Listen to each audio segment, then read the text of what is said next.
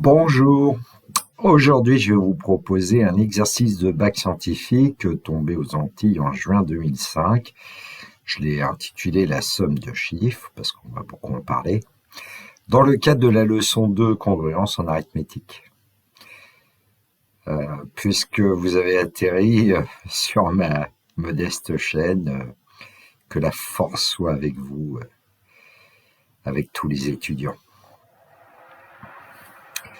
Si mon travail vous intéresse, n'hésitez pas à m'envoyer un pouce levé, ça m'encourage à continuer. J'en ai très peu et pourtant je continue parce que notamment hier j'ai reçu un message sympathique. J'en reçois peu mais ils sont souvent sympas. Merci. N'hésitez pas non plus à m'envoyer un message s'il le faut.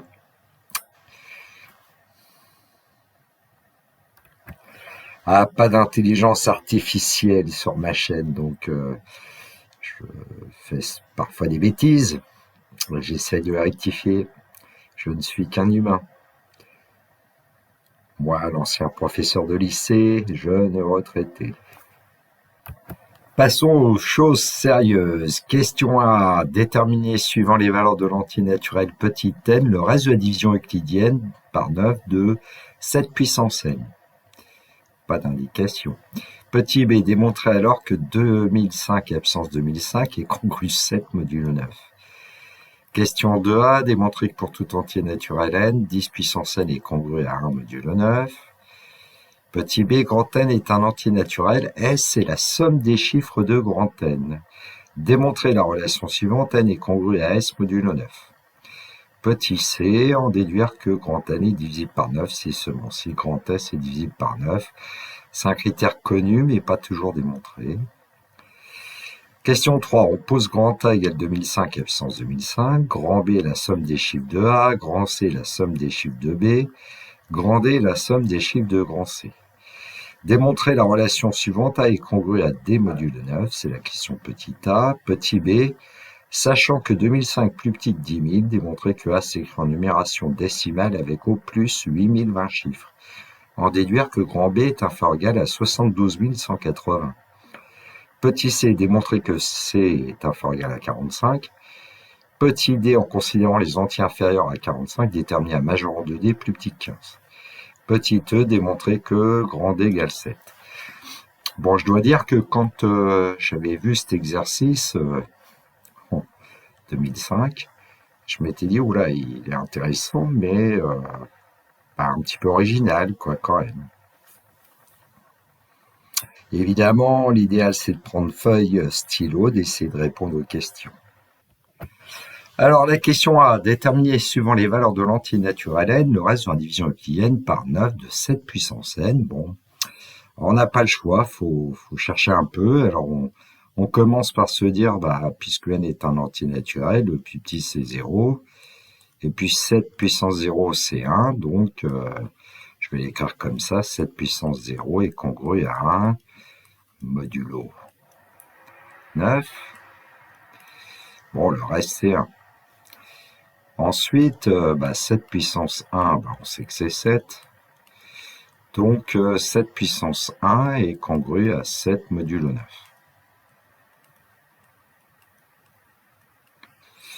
Bon, ensuite, il faut passer 7 au carré. Alors, on peut écrire 7 au carré égale 49. Effectuer la division de 49 par 9. Il va 5 fois, il reste 4, donc c'est 4. Alors, je voudrais faire quand même une petite remarque. Quand on avait 7 qui est congru à 7 modulo 9, on aurait pu dire que 7 était congru à moins 2 modulo 9. Et donc 7 au carré est congru à moins 2 au carré, c'est-à-dire 4 modulo 9. Bon, évidemment, avec des petits nombres comme 49 divisé par 9, ça va encore, mais parfois c'est plus intéressant d'aller chercher un nombre qui en valeur absolue est plus petit, moins 2 est plus petit que 7, quoi. Bon, 7 au cube. Justement, 7 au cube, ça commence à être important. Alors, je n'ai pas envie de faire de calcul. Donc 7 au carré, ben, on vient de voir qu'il est congru à moins 2 au carré, c'est à 4, modulo 9. Et puis on sait que 7 est congru à, ben, par exemple, à moins 2 modulo 9. Et donc par multiplication, 7 au carré fois 7, ça va nous donner 7 au cube, est congru à moins 8 modulo 9. Et donc 7 au cube est congru à, ben, on ajoute 9, donc 1 modulo 9. Ah tiens, on retrouve 1. Donc j'ai pas souligné au fur et à mesure, mais on avait un reste 1, ici un reste 7, un reste 4, et on retombe sur 1. Bah donc pour 7 puissance 4, on va retomber sur 7. Pour 7 puissance 5, on va retomber sur 4, etc. Donc on va pouvoir conjecturer que selon l'expression de n 3 qui égale 3k ou n égale 3k plus 1 ou n égale 3k plus 2, on va obtenir le reste de la division de 7 puissance n par 9. Bon, comme je ne sais pas si j'ai été très clair, je vais faire un petit tableau là. Donc on avait, pour n égale 0, 7 puissance n est congru à 1. Tout est modulo 9. Hein. Donc pour n égale 1, bah, on avait obtenu 7. Pour n égale 2, on avait obtenu 4, hein, si mes souvenirs sont bons, voilà. Et pour n égale 3, on obtient 1. Voilà, donc le motif 1, 7, 4 va se répéter, hein, puisque, hop, ici, pour passer de 1 à 7, on a multiplié par 7. Pour passer de 7 à 4, bah, on a multiplié par 7. Et comme on retombe sur 1, bah, on va retrouver ici 7. Après, on va retrouver 4 et ainsi de suite. J'espère avoir été un petit peu plus clair. Bon. Donc, voilà. Alors, premier cas numéro 1, on peut dire quand n est congru à 0 modulo 3. Ce qui veut dire aussi que n égale 3k, avec ici k appartenant à grand N, puisque n appartient à grand N. Bon. Alors, qu'est-ce qui va se passer? Ben, 7 puissance n, c'est en fait 7 puissance 3k. On va écrire 7 puissance 3 à la puissance k. Parce qu'on connaît le reste de 7 puissance 3 dans la division euclidienne par 9, et on sait que c'est 1.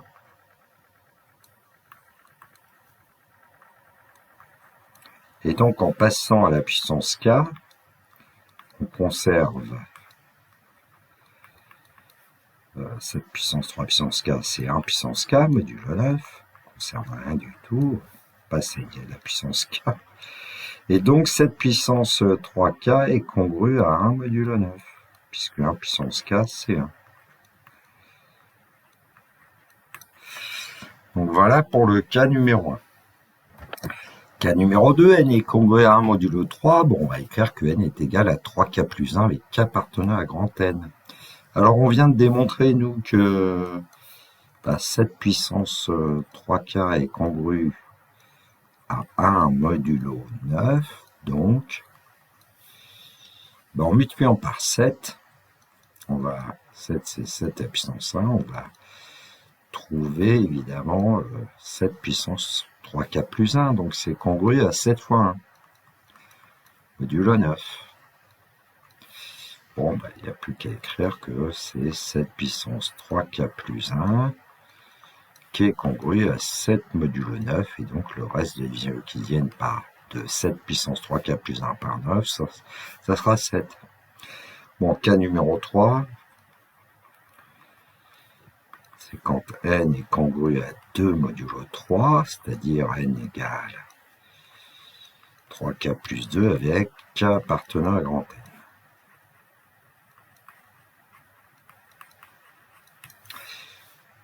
Bon, je vais écrire sur une seule ligne, hein, parce que 7 puissance 3k plus 2, que va-t-on trouver?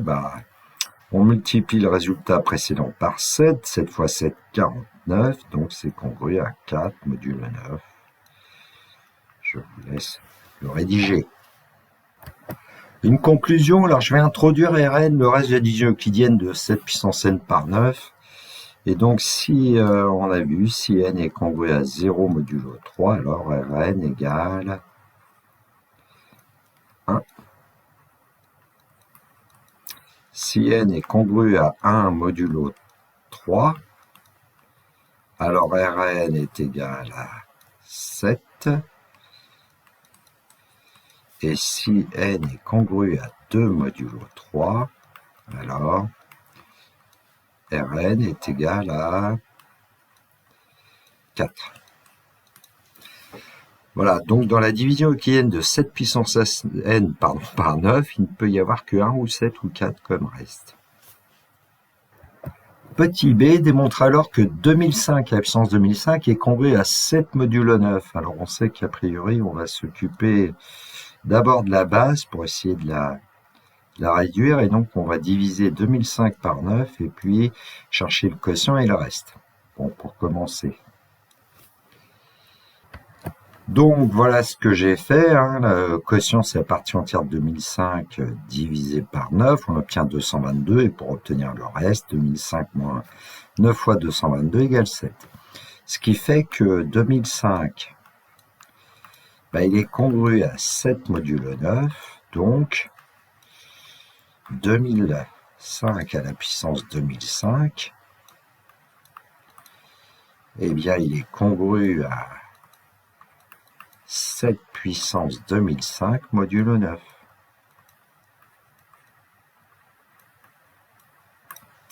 Bon, deuxième étape, 7 puissance 2005, à quoi il est congru modulo 9. Et nous, on connaît, d'après la question A, les trois restes possibles. Donc, à quoi est congru 7 puissance 2005 modulo 9, et on sait qu'à ce moment-là, d'après R1A, il va falloir diviser 2005 par 3. Donc, on effectue la division de 2005 par 3. Et on obtient 3 fois 668 plus 1. Bon, ça veut dire que 2005, par exemple, on peut dire qu'il est congru à 1 modulo 3. Donc,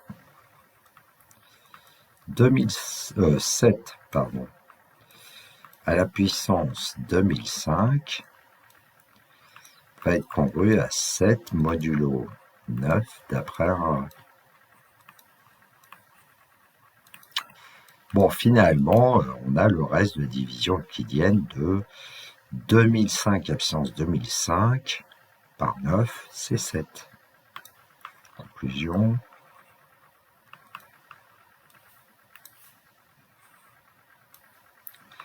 Bon, je vais l'écrire comme ça. 2005 à la puissance 2005 est congru à 7 modulo 9. Puisque 2005 à puissance 2005 était congru déjà à 7 puissance 2005 modulo 9 qui est congru à 7. Question 2A, démontrer que pour tout entier naturel n, 10 puissance n est congru à 1 modulo 9. Alors là, ça va être un petit peu plus facile parce que 10, on sait qu'il est congru à 1 modulo 9. Et donc, en passant à la puissance n, 10 puissance n est congru à 1 puissance n modulo 9. On pourrait dire pour tout n appartenant à grand N ici. Donc, 10 puissance n est bien congru à 1 modulo 9, puisque 1 puissance n c'est 1, puis pour tout n appartenant à grand N. Ouf, c'était simple. Alors, petit b, grand N est un entier naturel, grand S est la somme des chiffres de grand N. Et démontrer la relation suivante, grand N est congru à S modulo 9. Alors là, déjà, c'est beaucoup moins simple parce que, bon, il n'y a aucune indication en plus. Alors, je vais quand même vous rappeler quelque chose, un petit rappel pour fixer un peu les choses. Quand vous prenez un nombre comme 1789, c'est 1 fois 1000, plus 7 fois 100, plus 8 fois 10, plus 9. Donc, autrement dit, 1789, c'est 1 multiplié par 10 au cube, le chiffre des milliers, plus 7 qui est le chiffre des centaines, c'est 7 fois 10 au carré. Voilà, et puis plus 8 fois 10 puissance 1 si on veut, et puis on pourrait écrire plus 9 fois 10 puissance 0, mais bon. Bon, bah maintenant, ça nous donne l'idée de savoir comment peut-être on peut écrire l'entier naturel grand N.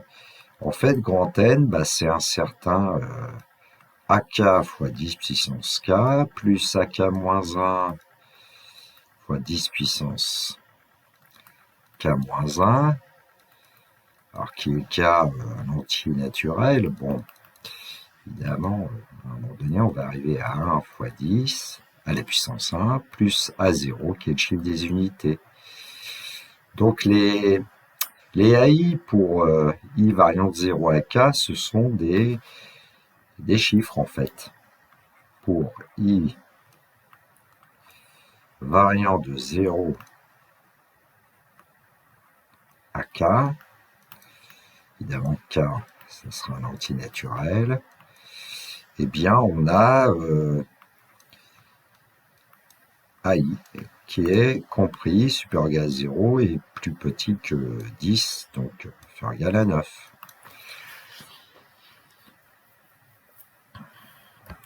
Donc à partir d'expression de grand N, ben, on va travailler modulo 9. Et grand N va être congruent à quoi? Bah, AK fois 1, puisque 10 puissance K est congruent à 1 modulo 9. Plus AK moins 1 fois 1, puisque 10 puissance K moins 1 est congruent à 1 modulo 9, plus, etc. Donc là, ici, on peut remplacer 10 par 1, et puis bah, plus à 0, et du coup, on trouve modulo 9, attention. Hein. Donc, grand N bah, va être congruent à quoi? Bah, à ce qu'on a fait apparaître, c'est la somme des chiffres. Bon, on ne pas oublier que, rappelle quand même, hein, 10 puissance I est congru à 1 modulo 9. Pour tout entier I comprend entre 0 et K ici. Bon. C'est ce qu'on a utilisé pour le passage à la congruence modulo 9.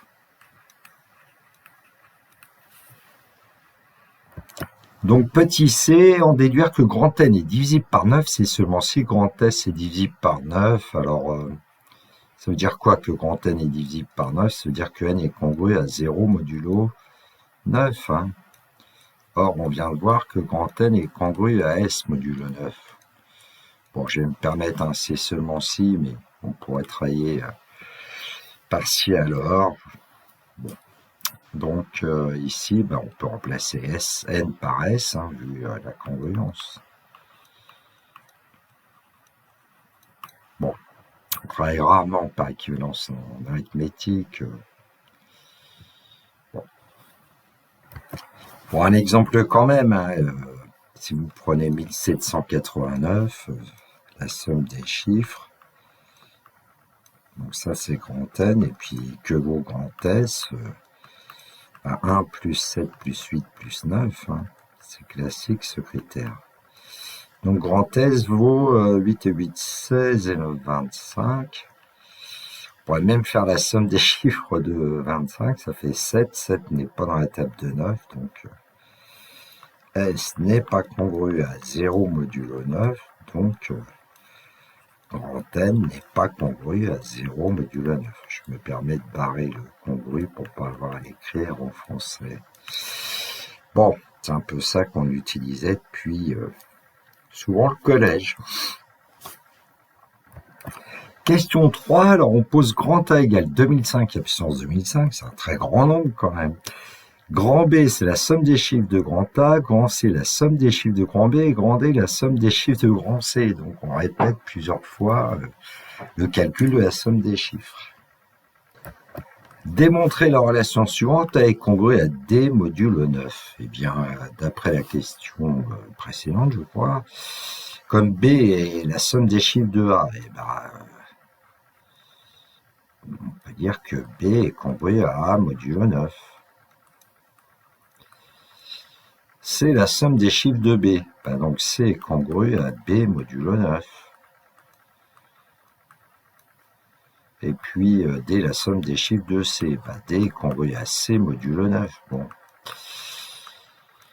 Donc D est congru à C, et puis C est congru à B, donc on peut dire que D est congru à B, modulo 9 par transitivité, et puis B, on sait qu'il est congru à A, donc D va être congru à A modulo 9. Bon, tout ceci d'après la question 2. Petit b, sachant que 2005 est plus petit que 10 000, démontrer que A s'écrit en numération décimale avec au plus 8020 chiffres. Bon, en déduire que B est inférieur à 72 180. Bon, j'avoue que quand j'avais lu cette hypothèse, là, sachant que 2005 est plus petit que 10 000, bon, c'est parce que 10 000, c'est 10 puissance 4 et qu'on travaille en numération décimale, nous, avec 10 chiffres, hein, de 0, les entiers de 0 à 9. Bon. Alors, on sait que A, c'est 2005 puissance 2005. Alors, on pourrait se demander lequel on prend pour dire que 2005 est plus petit que 10 000. Alors, on va prendre la base, hein, on verra bien. Et donc, qu'est-ce qu'on va pouvoir dire? 2005 est à la puissance 2005 est plus petit que 10 000, qui est en fait 10 puissance 4 à la puissance 2005. La fonction kx associe x puissance 2005, elle est croissante sur l'ensemble des nombres positifs. Bon, donc finalement, notre nombre grand A, on va pouvoir dire qu'il est strictement inférieur à 10 puissance. Alors 4 fois 2005, ça fait 8020. Ah, oui, effectivement, grand A va s'écrire avec au plus 8020 chiffres. On pourrait même dire que grand A s'écrit avec un nombre de chiffres qui est inférieur ou égal à 8019 en fait.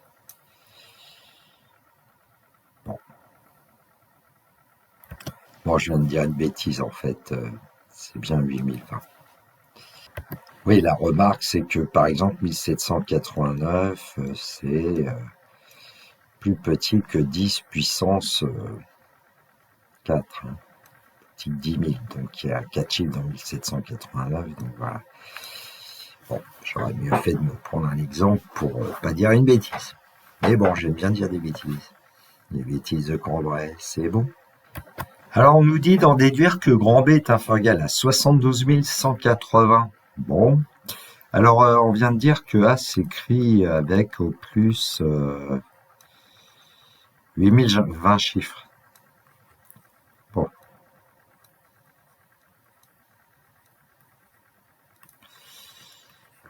Et puis, le chiffre maximal, c'est 9, hein, donc grand A, voilà, il est inférieur ou égal à 9, 9, etc. Plein de 9. Il y en a 8020. Et donc, qu'est-ce qu'on va pouvoir dire sur grand B, qui est la somme des chiffres de A? Grand B est inférieur ou égal à 8020 fois 9. Ce qui fait que, on obtient que grand B est inférieur ou égal à, justement, ce 72 180.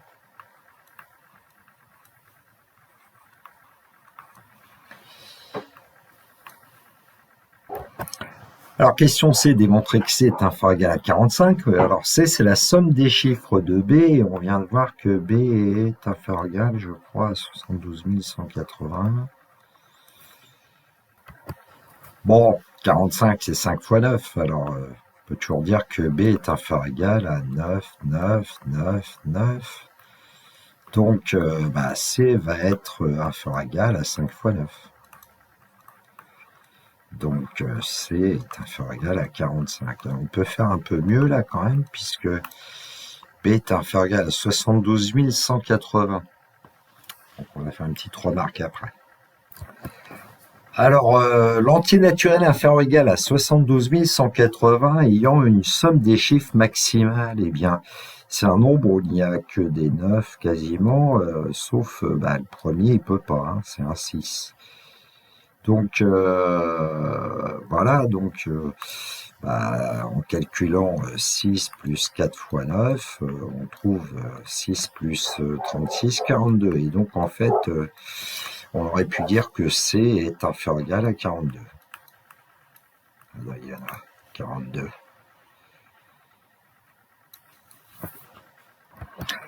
Question D. En considérant les entiers inférieurs à 45, déterminer un majorant de grand D plus petit que 15. Alors, il faut déjà se souvenir que grand D, c'est la somme des chiffres de C.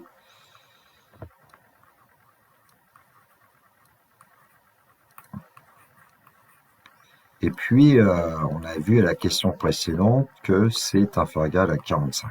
Bon. Je ne vais pas prendre avec la remarque puisque l'énoncé disait c'est inférieur ou égal à 45. Quand on considère les entiers inférieurs à 45, eh bien, celui qui va avoir en fait, la somme des chiffres le plus grand, c'est 39, ça ferait 12. Bon, ça c'est une remarque, et nous on va tout simplement se dire que c'est inférieur ou égal à quoi?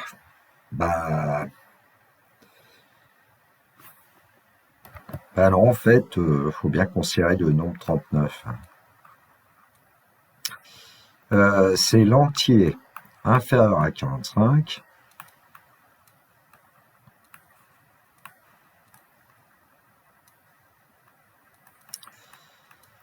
dont la somme des chiffres est maximale.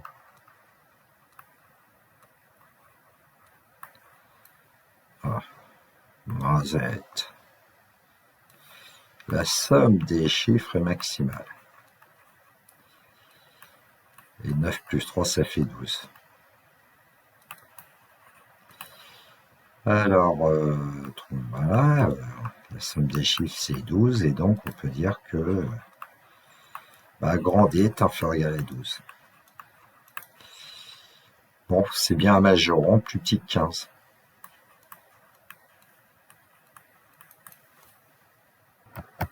Démontrer que D égale 7. Alors nous, on vient de voir déjà que D est inférieur ou égal à 12. Et donc, il fallait rechercher dans l'énoncé un peu tout ce qu'on sait sur ABCD notamment. Et on avait vu à un moment donné que D était congru à A modulo 9. Et en plus que on sait que A, on l'avait calculé dans une des premières questions, je crois, là, un B était congru à 7 modulo 9. Et donc, grand D, il est congru à 7 modulo 9.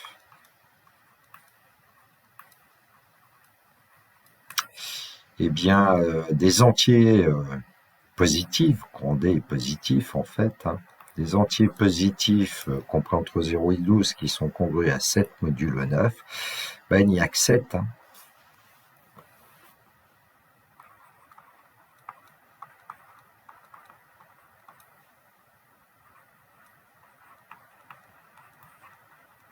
Bon, je pense que ça suffit pour que vous soyez convaincus. Bon, je vais peut-être quand même l'écrire, D congrue à 7 modulo 9, donc D, c'est un certain 9K plus 7 avec K appartenant à la grande N. Alors, déjà, on va dire que D est inférieur ou égal à 12. Donc, 9K plus 7 est inférieur ou égal à 12. Ce qui nous donne 9K inférieur ou égal à 5. Donc K est inférieur ou égal à 5 neuvièmes. Alors comme 5 neuvièmes est plus petit que 1, et bien comme K en plus est un entier positif, ça veut dire que K vaut 0, donc D égale 7. Hein.